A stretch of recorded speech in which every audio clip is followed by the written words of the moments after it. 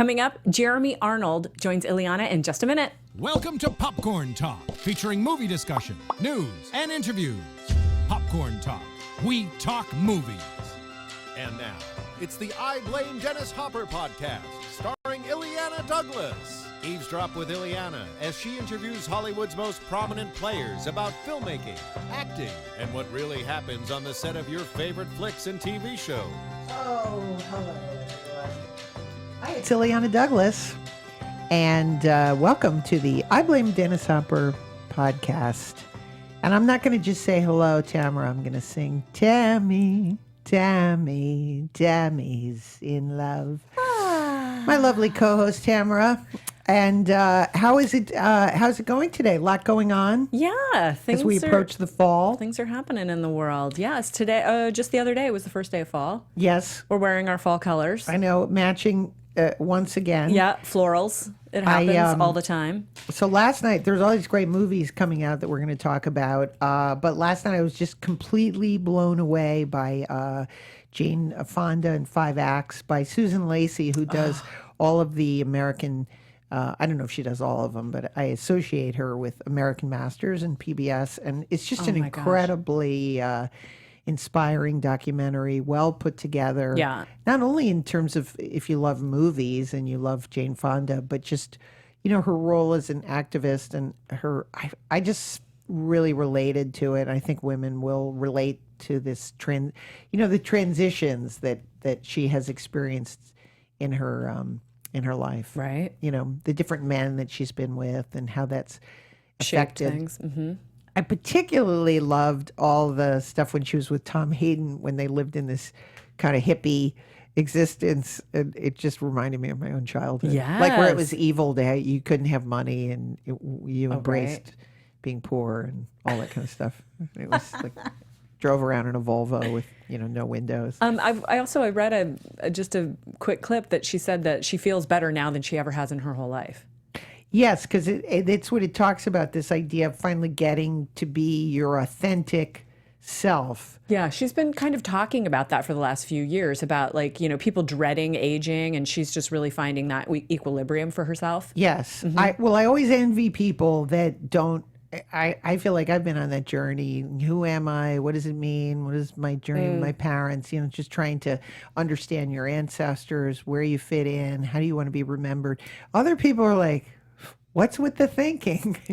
So I don't know. Sometimes I related to her story and looking for things in the different relationships that she's been with. But my God, she's accomplished so much when you think of the movies. And we have Jeremy Arnold on today. We're going to be talking about movies and TCM. And I was so honored to interview her for Turner Classic Movies. Mm-hmm. We were talking about activism. That was really great. She's, an intense. She was someone I was very, very impressed with. Yeah. Jane Fonda. But what other movies have you been we've looking been forward to? Jeremy's talking about holiday movies. Yes. Or that's what his book is about. Which I was love. kind of looking at what's coming up in the next, couple of months that are Christmas movies specifically. Right. So there's The Nutcracker and the Four Realms, which is Misty Copeland. And Morgan Freeman starring it with Mackenzie Foy. A take on the Nutcracker. There's Dr. Seuss's The Grinch with Benedict Cumberbatch. I hope they don't ruin it. Are they going to make it politically correct? Oh God, I don't even know. But see. Wait, as soon as you said a different take, I went, oh. Okay, go ahead. Fantastic Beasts: The Crime of Yes. the Grindelwald, which is the sequel to the earlier Fantastic Beasts with Zoe Kravitz and Eddie Redmayne, and Johnny Depp is in Yes. this one. And then the one I'm so looking forward to is Mary Poppins Returns. Of course. Can't wait. Yes, I'm looking forward to that too. That'll be fun. What about, I've been asked 5 times, am I looking forward to A Star is Born? The answer is, Yeah. I don't know. I'm not running out to see it. I did run out to see Les Mis. It's always good to reference a movie 2 years old, Illeana. I was going to say, is there a new one? I know, but that's me. I get to things late. But I was really excited about that musical because I saw it on Broadway and I really loved it. A Star is Born. It'll be very, I'm curious, but I'm not dying to see it. I'll be very, you got to really, I wonder what the story is going to be. Right. Yes. As the way the story has Evolved over the transition. different versions. Yes, every generation, we had the Janet Gaynor version. I mean, personally, my favorite is the Judy Garland. James Mason version, that is my absolute favorite. And then we get the Streisand version. And I wonder, again, if they're going to, because the famous ending of the movie is when she says, I'm Mrs. Norman Maine. And he also walks into the ocean. So I don't know. I hope I'm not ruining it for anyone. That's what happens in every one. But so I'm wondering about that, and will all the tropes and the narratives from A Star Is Born be there? Yeah, I mean, they really have to walk that line of being true to the original story and yet wanting to make it something new and different. So, I remember the one with Barbra Streisand, and every time Chris Christopherson called her Esther, I just was like, I don't know if she really looks like an Esther. And that you may want to look for some, speaking of trivia, in the Star Is Born with Barbra Streisand, in the credits it says, all the wardrobe is from Miss Streisand's own personal closet. Like it has this little credit in there. So when I did Grace of My Heart, I was trying to phony in some kind of credit like that. We actually had when I was doing Grace of My Heart, I was trying to pay homage to all the different musicals that I loved, like New York, New York, and Star Is Born, the Judy Garland one. And then I wanted to do a Barbra Streisand, like where she had her hair really curly. Yes. That was at the end of the movie. Yeah. Oh, yes. And I did my hair. We used about 4 different curling devices. And my hair and makeup lady, Gigi, she was awesome. We had such a fun time. We came out, and we got the perm, we were so excited.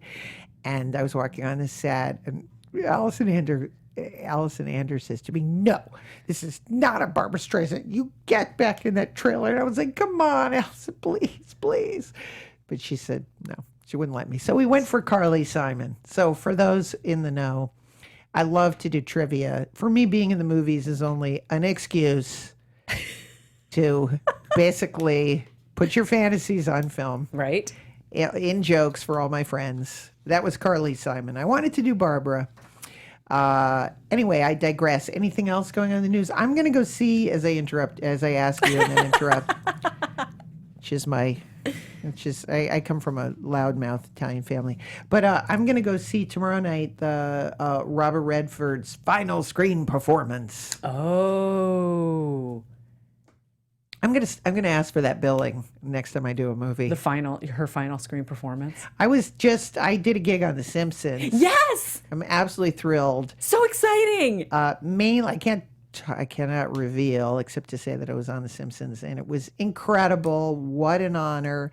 And a bigger honor was the 30th premiere party that they had at Universal, where they owned Universal. Sure. And it was unbelievable. We got to play games and win Simpson things, and it was. What'd you win? I got a keychain, Krusty the Clown keychain. Nice. Got Awesome. some stuff down. I was trying to get Scratchy. Yes. But I couldn't win him. I almost had to knock someone out and get Scratchy. But I would think you'd be good at arcade games. Were they arcade games? Yeah. Okay. Yeah. I would think you'd be good at that. I was good at the balloon throw one. I was not good at the basketball. No. Yeah. I was good at the squirt gun one. Exactly. Well, I was super good at that. Similar theme. But anyway, it was just what an honor it is to be on that show. My goodness. So that'll be coming up. But I should have asked for that inner final television performance. Sadly, that'll never happen. They're going to have to take a hook and drag me off. Okay, let's get to our friend Jeremy Arnold, who is awesome and has been a longtime friend of mine. He is an author, he's a film historian, commentator, works at Turner Classic Movies for the past 16 years. Also is involved in doing hosting at the TCM Film Festival, which we love. He's been on Filmstruck many times, author of 2 TCM books, which I have in my living room, The Essentials, and his latest coming out October 9th. We're already there. Christmas at the Movies. Please welcome my friend Jeremy Arnold. Thank you for being here, Jeremy. It's a pleasure, Illeana. I guess it's the Christmas season already? Yes, it is. Well, we're starting it off because this is your first in a series of what will be your press your press tour, right? That is true. I am getting my own mind calibrated back to these Christmas movies. You can make all your mistakes here with me. No, it's funny. Most of the book was written just after the last Christmas season, the first few months of this year. So it was, I was calling friends to talk to them, and no one really wants to talk about Christmas movies when it's February and March. Oh, you're right. Yeah. But now we're getting ready. But now we're gearing up for Absolutely. it. So now we get into it. Yeah. There's nothing more fun than watching a Christmas movie. And now we're going to get to Christmas movies. But of course, we start with my favorite question, because I've never asked you this. What was the first movie you saw, and who took you to see it? Okay, well, my answer might be a tiny bit of a cheat. That's okay. You can Because cheat. I will say I'm sure I saw movies before this one. I was 7, but this is the earliest movie-going experience that is indelible to me, and that was seeing Star Wars on opening night in 1977. Oh my Now, I was God. 7 years old. Pretty much the target audience, I Yes. would say. And I grew up in Washington, D.C., and I had been begging my father, who was a big movie buff and Yeah. got me interested in film, to take me to see Star Wars. And he really had little interest, but finally he agreed, and we drove to the Uptown Theater on Connecticut Avenue in Washington, which is still the biggest screen in Washington, D.C., and the line was going around the block, and he couldn't believe it. So we waited in this line, and we got to the ticket window, and there was one ticket left. And I vividly remember It's like a Christmas movie. I vividly remember my father saying, well, could he sit on my lap? And somehow he talked the ticket seller and just letting us both go in. And we went in, and there were people on the floor sitting in the Wow. aisles. Somehow we found 2 seats together. I remember this so vividly. Very near the front, there were 2 Indian guys with turbans on their heads sitting next to me. I mean, that's how vivid it is still in my mind. And I've never forgotten it. My father thanked me profusely afterwards for making him go, because he loved it too. Wow. Yeah, that's when it was really an event, like to see a film like that. Do you think that I know I do, do you carry that emotional excitement with you, like the lights go down? No question. Yeah. Absolutely. Old, new.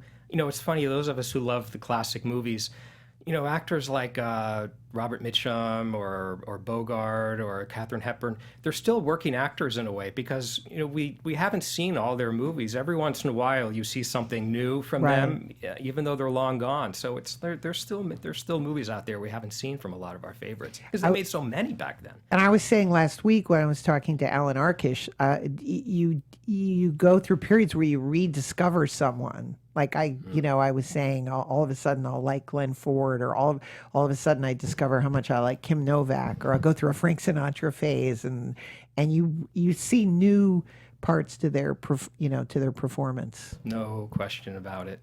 And or discovering someone that really brand new, like I remember several years ago, thanks to TCM, I discovered Warren William, who now is a big favorite of a lot of people who love pre-code movies. That series of pre-code films that he made in the early 30s are among the best of the whole bunch. And I hope there are others out there to discover too.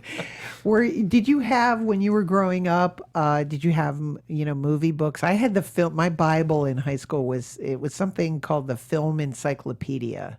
And that was all we had. It was gigantic. Is that Ephraim Katz? Yes. I think, yes. Yeah. I remember that book. Before the Leonard Maltin Guide, there was a sort of a rival. I think it was called Movies on TV or Movies on Television. Right. I later discovered that it wasn't nearly as accurate or good as Leonard's guides are. But that was sort of a Bible for a while. And my father was a big movie buff, so he had the big coffee table book, the Warner Brothers story, the RKO story. I just loved looking through those, looking at pictures of all the films. So how did you get involved when you were growing up? Did you want to be, how does someone become a film historian? Well, good. That's a good question.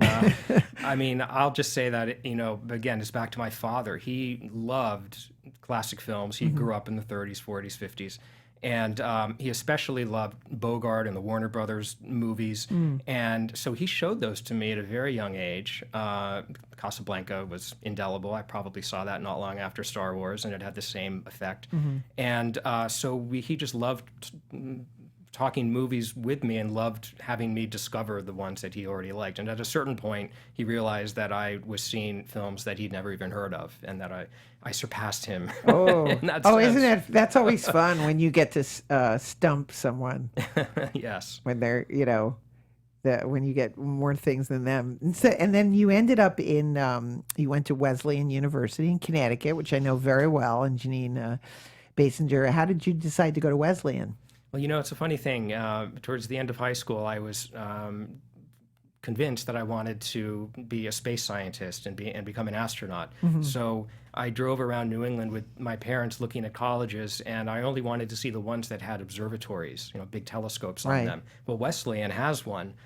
And that's sort of the reason I applied there early and got in, and it just felt like the right place for me. Yeah. But then my freshman year, I discovered they had a great film program, and I met Janine Basinger, the guru, the head of the department, and I was instantly, I shifted to that. I don't even think I set foot in the observatory until my sophomore year.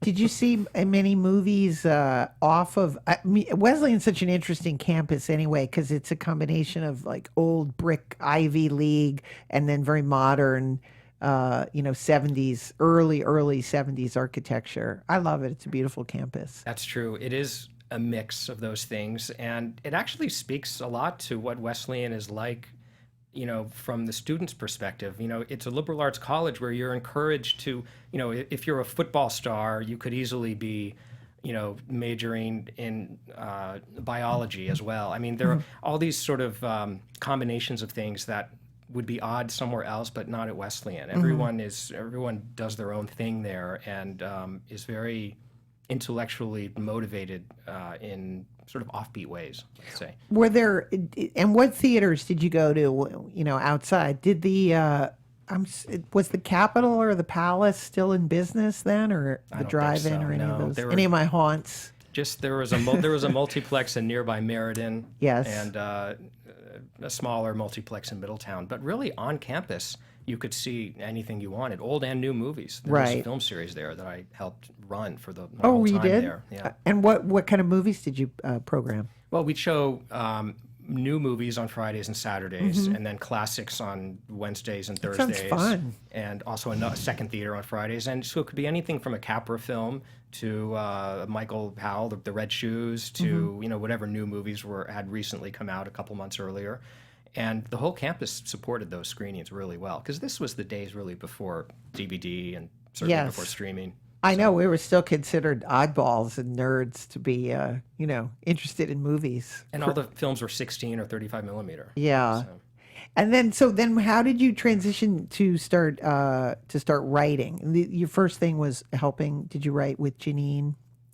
Helped out on some books that she wrote? I did. After I graduated, I made some short films and had some film production jobs and editing jobs. And I helped Janine find photos for some of her books, and I started writing for magazines, Movie Maker, the Directors Guild magazine, and eventually for Turner Classic Movies for their website.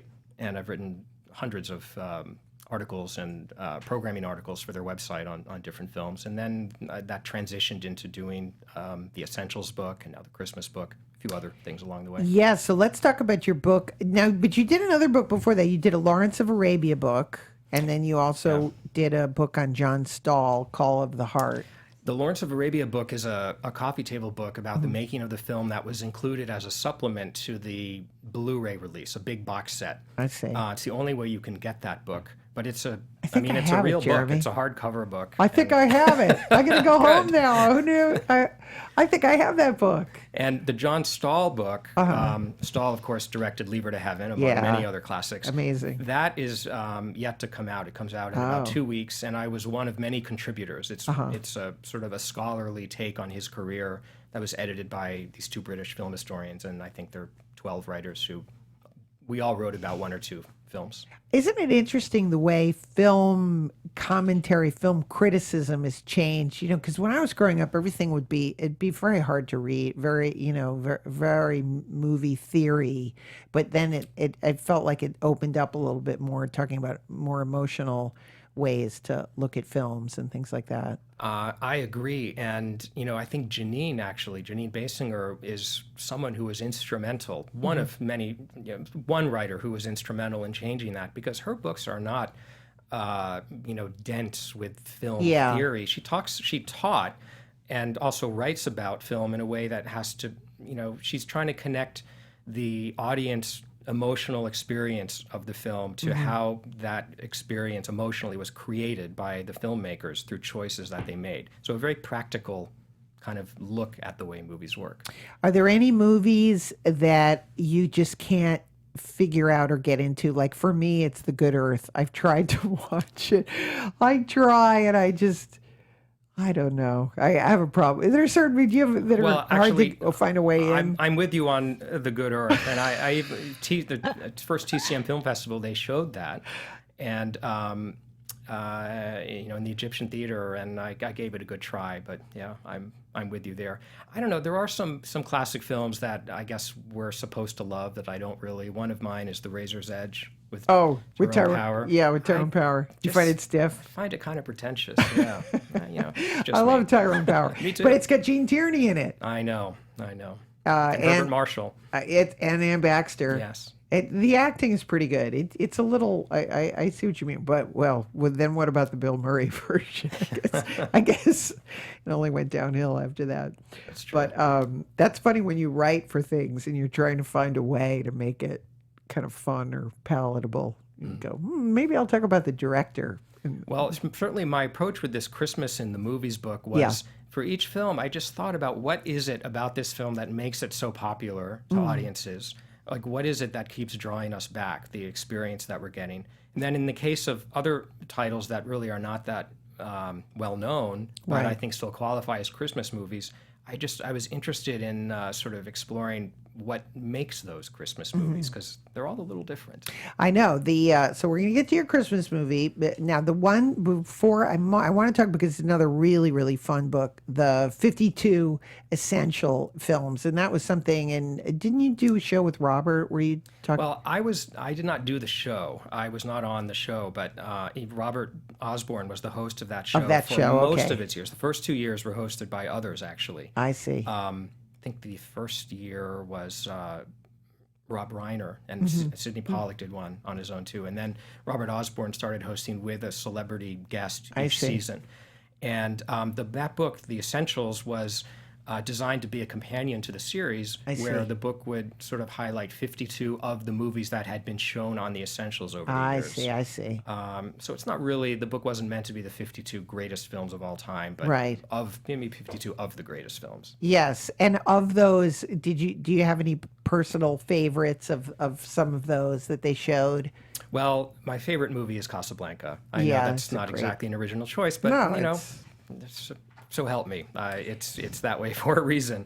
But I was also really glad to include in that book some lesser-known movies, maybe not lesser known to you or real hardcore film watchers, but Gun Crazy, which is, it's a little low-budget B movie that is a masterpiece, but it sits, you can put it alongside Casablanca and The Best Years of Our Lives and Gone with the Wind and these, really big Hollywood studio films. And in terms of audience engagement and certainly entertainment value, it's their equal, no question. Okay, so let's talk about your Christmas book coming out soon, in a week. Christmas in the Movies. What made you decide to do a Christmas book? Well, I'll be honest, it was my editor's idea. Oh, yeah. Okay, well, this interview's... Where's your editor? Well, the Essentials book was done, and we were talking about another book, because TCM has a publishing deal with Running Press, and there's a whole series of these film books that have come out, aside from the Essentials and the Christmas book. And one idea that my editor had been kicking around with Turner was a book on Christmas movies, and she needed a writer for it. And when she suggested it, it really intrigued me because, I love holiday movies as much as anyone. But I was interested in the idea that a Christmas movie doesn't just have to be something that is 100% light and frothy and upbeat and cute, as some people might say. Sure, there are some that might be described like that, but it also, Christmas, the season, encompasses many different types of reactions and emotions for people in real life. You know, joy and despair. It heightens both ends of the spectrum. And I was kind of fascinated to explore, you know, both types of films, you know, films along that entire spectrum, maybe even some that do both at the same time. And so the idea of sort of figuring out what a Christmas movie is was something that... What is a Christmas movie? Do tell. Well, it's funny. Christmas movie, it's not a genre. Everyone will agree what a musical is or a Western. Right. But everyone has their own definition of Christmas movie. And people love to argue over whether Die Hard is a Christmas movie. Right. Which, of course, it is. Or, or whether this or that other film is.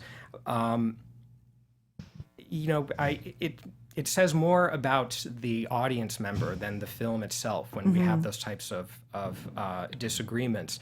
But to me, I decided that my definition is that it has to be a film where Christmas or the holiday season plays a meaningful role in the story, the storytelling. It becomes a character.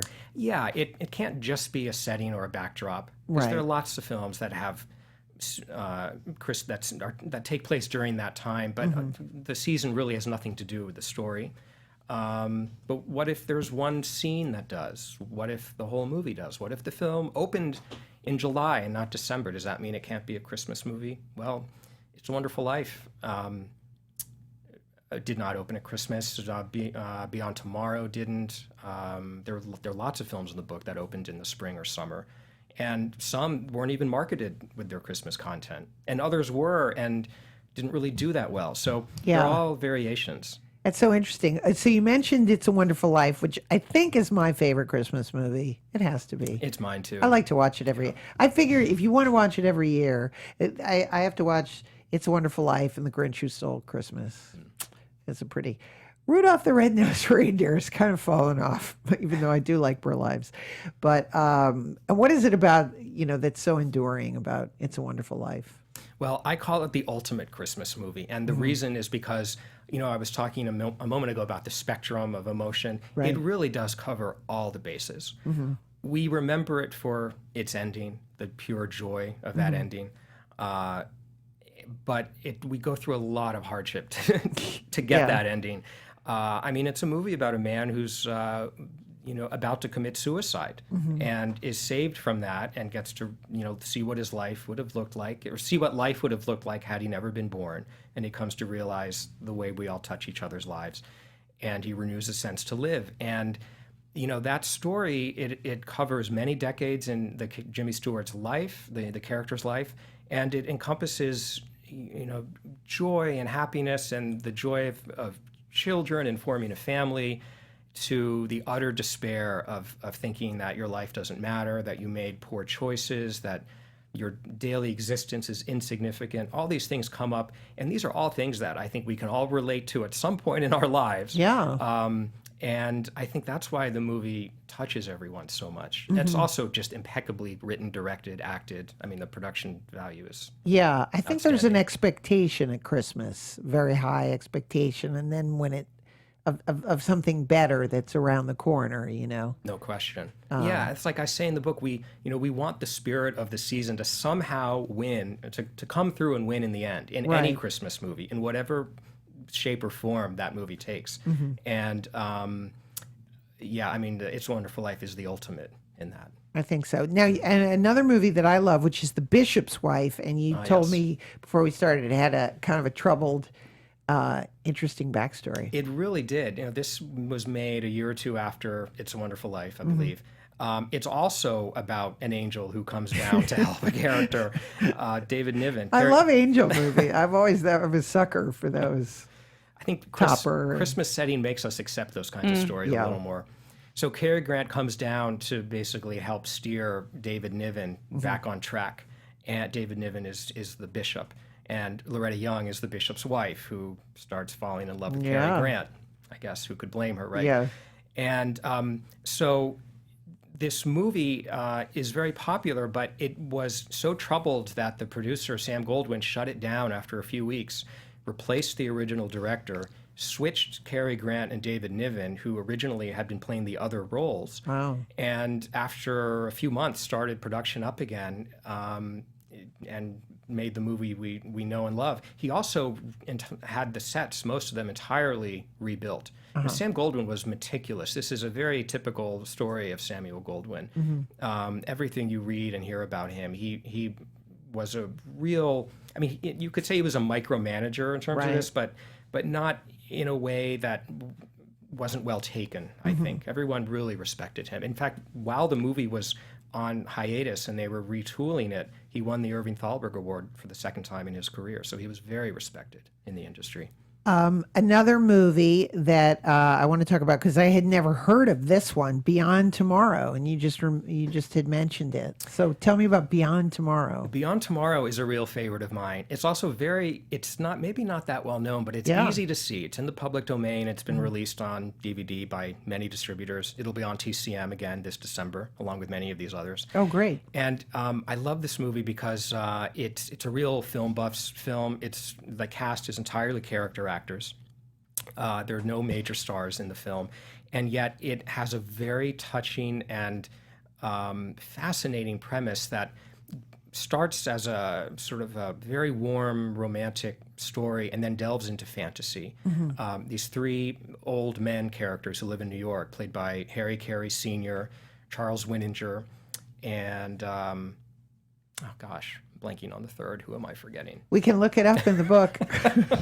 Keep talking. Anyway, they help this young couple played by Richard Carlson and Jean Parker sort of come together in this whimsical way. And then halfway through the film, they die in a plane crash, but their ghosts come back and they... Sounds amazing. They Michael O'Brien, James Houston, Madame Tanya. No, you're reading the character names, not the actor names. That is so funny. Oh my God. I don't know anything.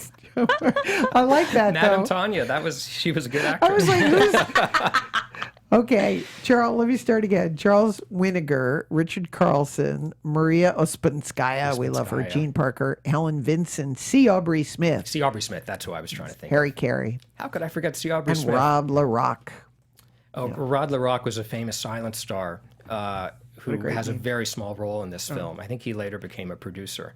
But C. Aubrey Smith, how could I forget him? He's one of my all-time favorite character actors. Anyway, so they basically, from beyond the grave, they still try and help manipulate these two young lovers to stay together. It's a very Wait a minute, every movie I've said so far is ghosts and angels. The growing theme here. Now, some of the more before we get to the more modern ones. So what are some of the movies that did not make the cut? Well, there are some in the classic era and some in the modern era that didn't make the cut. In the classic era, if I could have added one more, it probably would have been a film called It Happened on Fifth Avenue, which is a sort of Capra-esque story made in the mid-'40s with Victor Moore as a homeless guy who takes over the mansion of a rich New Yorker when the rich New Yorker goes to Florida for the holidays. He does this every December, and he invites all his hobo friends to come in, and they live there. Complications ensue. Wow, I like that one. That sounds good. It'll be on TCM as well, I think. Oh, good. Okay, so some movies, even though they're not in the book, will hopefully be on TCM. Oh yeah, sure. Because there are many more than 30. Yeah. In the modern era, I was very sad that I couldn't include Bad Santa. That is a favorite of mine. Yes. It's definitely a very R-rated film. Right.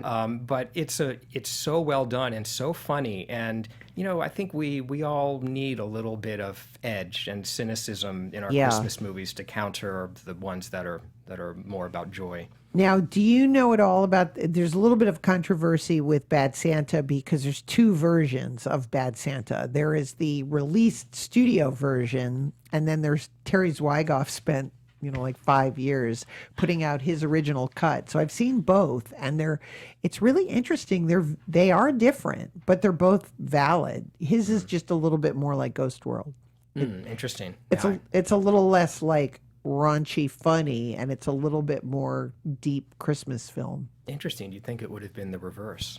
We would have thought that the studio version would have been more like that, and his version would have been raunchier. Yeah, I know. So that's an interesting contrast. So another movie that I love is Gremlins, which are with our friend Joe Dante, and that's an unexpected Christmas film. It is. I'm going to tell you an embarrassing secret. What? that I have about the film. I had never seen it until I did this book. But that's awesome. It probably missed your era, isn't it? Well, no, when it came out, I was a teenager. Really? And, 'Cause I'm a little early old. teen. Yeah. Yeah. It came out 84, I believe. So I would have been like 13, 14. And Pretty we all have movies that we somehow just missed. Totally. growing up. That was one of them for me. Yeah. And I remember at the time, I had the impression that it was just a total gross out gore fest. And Right. I've never really been that into that type of film. Yeah. So when I watched it for this book, it was actually with a little bit of trepidation. And then I was like, what was I thinking? This movie is hilarious. It's brilliant. It's funny. It's much more funny than it is horrible. Like scary. It's not really gory. Yeah. And the whole thing, it sends up It's a Wonderful Life. It sends up all sorts of Christmas movies. It sort of is about Christmas movies in a way. Yes, that's what I think. It's made by someone who has a great knowledge of movies, and there's a lot of inside jokes in it. But I love Gremlins. I think that's great. Okay, another classic, Miracle on 34th Street. Yeah. That's another one that's so appealing. Never gets, you never get tired of watching that. No, and one thing that I really love about that film is it also ends up, if you look at it again, it has much more cynicism in it than you remember. It's not a cynical film, but it acknowledges the way that we all sort of get fed up with the commercialism and cynicism of the Christmas season. We all do it to some degree every year. And that movie incorporates that into its story in a very clever way, especially in the trial sequence where they put Santa on trial. Yeah, and that's great. The different players in that scene all have their own sort of off-screen pressures that they're dealing with. And it's very, very clever. What about Home Alone? I love Home Alone. That I always tend to watch. I love John Hughes movies anyway, but I love Home Alone. It really holds up, doesn't it? The first one, even the second one, I kind of like, but that first one does really, really work. I think it's. And it really works as a Christmas film because, here's this kid, he wakes up and the first thing he does is he celebrates. His wish came true. His family's gone. He can eat popcorn and watch TV all day and make a mess. But then he starts to miss his family because Christmas is coming, and he realizes Christmas isn't really the same without having one's family around. Yeah. And that is not the only, storyline of the film, obviously, but it's a major part of it. And by the time he reunites with Catherine O'Hara at the end, it's very touching. It's actually a very touching scene. I love it. Another thing I love about Home Alone is that it incorporates a great Christmas soundtrack. Oh, yes. So many of these movies do. Yeah.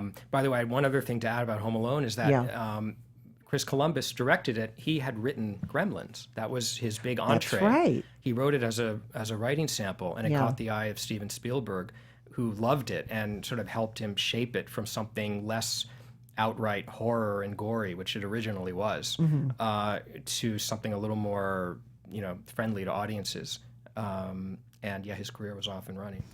And you also cover some musicals like Meet Me in St. Louis. It's another sort of classic Christmas film, and Sad, the famous. Yes, Have Yourself a Merry Little Christmas. If the movie had only had that song and no other part of it was set over Christmas, it would still be a Christmas film because that song is so famous and it captures so much of the longing that we feel at Christmas time, the nostalgia.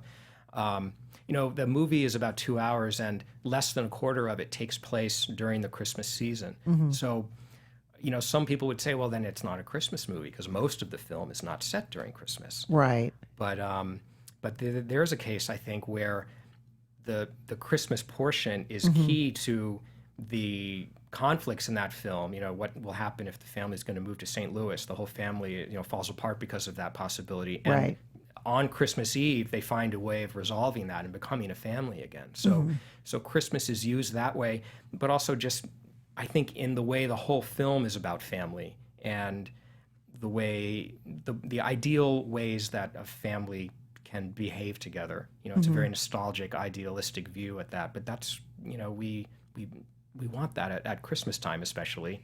And I think it really is a Christmas film because of it. Now, the trivia I always heard about that scene, I don't know if it's true or not, that she said that Vincent Minnelli told her dog was going to die or something. Is that Margaret? Margaret O'Brien. Yeah. I don't know if that's true or not. I've read varying things. I never asked her. We used to. She'd always be around at a lot of the TCM film festivals.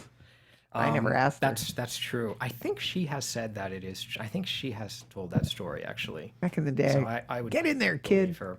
But look, that's a powerful scene. You know, Judy Garland sings "Have Yourself a Merry Little Christmas," and Margaret sad. O'Brien goes out and whacks the heads off all the snow people that she's built, and it's trauma. I mean, that is a scene of genuine childhood trauma, and that again, you know, there's another case of some recognizable emotional element of the Christmas season that isn't all happiness and joy. It can, you know, these kinds of traumas are also exacerbated by the season. Yes, and there's also White Christmas, another great musical. There aren't too many. How many Christmas musicals are there? Well, in this book, there's Holiday Inn, Meet Me in St. Louis, White Christmas. I think those are the only full-fledged musicals. There are, of course, others that have, you know, good soundtracks or famous songs in them. There are other musicals, too. I mean, some people would call Auntie Mame a Christmas film. The Shop Around the Corner was remade as a musical in the good old summertime. That's true. So there are others out there. Do you like? Are you a fan of White Christmas? I prefer Holiday Inn, but me too. But I understand the appeal of White Christmas. It's really all about nostalgia. And the thing I find so interesting is that the song White Christmas was written by Irving Berlin in 1939, 1940, and when it made its debut on film in Holiday Inn, it was used romantically. It was used to link Bing Crosby and Marjorie Reynolds in love. It then, in the years that followed, became, of course, the all-time most popular song, and it became very identified with nostalgia because it was so popular during World War II, and it made soldiers around the world, you know, think of home. So by the time you make White Christmas in 1954, it is completely identified with nostalgia and not romance anymore. And that film was really geared towards the millions of veterans in the audience who now could reminisce not about, you know, home from the vantage point of being in a foxhole in Europe somewhere, but reminisce about their time in the military with all their, you know, brother soldiers and sisters who've served in the armed forces. So it sort of was about nostalgia on many levels. Yeah. So in that sense, it actually is a very complex film. Yeah, that's interesting. I wonder if people even realize the phrase. It has so much meaning for, you know, I'll be home for Christmas and what that means, and the World War II movies and, you know, all of that association. So I have a question for you. How do you go about when you get all the photos and things like that? I'm always curious about that. Like, how do you go, you know, get the rights? You have to go around to every studio, get the posters and the right, because it's such a fun book to look at. It's got all these great pictures. How do you go about getting the pictures? Well, thanks. It was always conceived as sort of a gift book in terms of its look. So it was, you know, the publisher and TCM, they wanted it to look like a Christmas present in a way, very colorful. Yeah. This is the joy of doing a book for TCM. I don't have to deal with the rights issues. If I did this book on my own, it would not have all these pictures in it. I see. TCM has an image database that I was able to mine. There were several other films that were harder to find images for, but we did. And, you know, the lawyers at Turner are able to clear all the rights and do everything that's necessary to use them. Here's a question for you. Is anyone in the book, who's around from some of these Christmas movies so that we can promote them now? I mean, obviously Catherine O'Hara is around. Sure. Well, certainly from the ones made after 1970, Gremlins, most people are around. I'm going to look at I missed The Apartment. The Apartment. Now, there's a movie that a lot of people don't think of as a Christmas movie. You're right, subtle. But it's set during the season, and it really, talk about one that captures the alienation and loneliness and despairing aspects of the Christmas season. Yeah. That does it. I love that. But it's a sweet romantic comedy that I think has a very uplifting ending. Oh, I love The Apartment. Okay, why is Lion in Winter a Christmas movie? Go. It's about the Christmas reunion of a dysfunctional family. Okay. And what is more Christmassy than that? What family doesn't have some version of that in the holiday season? It just so happens that they're a royal family. Just so happens that it's the 12th century and it's the home Yes. is a castle in France. Okay. But it's the whole movie is about Hepburn and O'Toole, King Henry and Eleanor of Aquitaine, and their Right. sons battling each other and manipulating each other to try and figure out who will ascend to the throne. Yeah. And so it's one of the juiciest scripts ever written. It's so entertaining. Yeah. And there actually are quite a few references to Christmas and the holiday season throughout. It's so funny. I didn't realize that. Then we get into the National Lampoon, the Christmas movies. Oh, yeah. Which are so much a part of my childhood. They're so fun. I know they're great. Those are some of my favorite. And getting together with the relatives and everything goes wrong. I love. You have a picture here of when the turkey deflates. Yeah, yes. I love that. There's, of course, again, it's just like Lion in Winter, Christmas gathering of a dysfunctional family. Right? Yes. Yeah. Christmas is also made for comedy too. You know. No question. Definitely. And, a lot of Christmas movies for people have nothing to do with Christmas, but people love watching James Bond movies or Marx Brothers movies on Christmas because they're just pure Fred Astaire. escapist musical comedy action. They let Yeah. you escape, and they're professionally done, and they bring families together too. Okay, so now that you've done what the book, tell us when the book is out. It's coming out October 9th. October 9th, coming out. Available for pre-orders now. Oh, you can order yes. it now. Yes. Absolutely. We love books too for Christmas. And do you know what you're working on next? Not yet. I'm talking. I have a couple Come on, ideas now, I'm mulling over. This is your preview for the next interview that they always ask you, which I always say, "Can I talk about my book now?" But I'm discussing a couple possible ideas Oh, with okay. T. Sam and my editor. Maybe something having to do with movies about the city of Los Angeles, the way it's been portrayed. I'm not sure. I'm still sort of figuring it out. that might be fun. There's so many good movie themes. Yeah. I think definitely. Well, anyway, Jeremy, it's thrilled to have you here, and please come back anytime. It was my great pleasure, Illeana. Thank you. You can find Jeremy on Twitter at JT_Arn, ARN. And his book, Christmas at the Movies, comes That's right. out October 9th. Thank you, Jeremy. And you can buy Illeana's book, I Blame Dennis Hopper, in Yes, you can. bookstores and at Amazon. You That's should right. buy it. It's a good read. Also, check out our Facebook page. The website for the show is illeanaspodcast.com. That's right. And as we always say, your life is a movie, isn't it? Oh, yeah. Totally a movie. I don't know what's going on tomorrow. But your life is a movie with a beginning, a middle, and an end. Have a great movie. You're the star of your own movie. Thank you, Tamara. And thank you, Jeremy. Have a great day, everyone. See you next Bye. From producers Maria Menounos, Kevin Undergaro, Phil Svitek, and the entire Popcorn Talk Network, we would like to thank you for tuning in. For questions or comments, be sure to visit popcorntalk.com. I'm Sir Richard Wentworth, and this has been a presentation of the Popcorn Talk Network.